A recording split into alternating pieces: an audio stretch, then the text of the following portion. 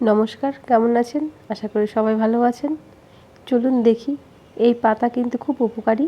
এই পাতা আমরা পাতপাতা বা গন্ধবাদালি নামে জানি।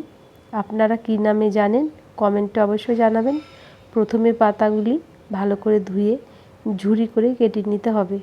তার সঙ্গে দিতে হবে হাফ কাপ সুজি, একটি থেতো করা রসুন, ভিজিয়ে রাখা মুসুরির ডাল, স্বাদ মতো লবণ, পরিমাণ মতো হলুদ, হাফ কাপ চালের গুঁড়া, লঙ্কা কুচি, সামান্য জল দিয়ে সমস্ত উপকরণগুলি ভালো করে মাখিয়ে নিতে হবে।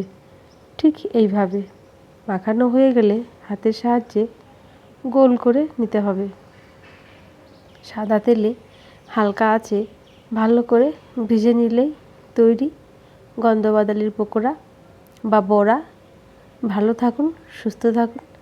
দেখা হবে আবারও অন্য কোনো ভিডিওতে।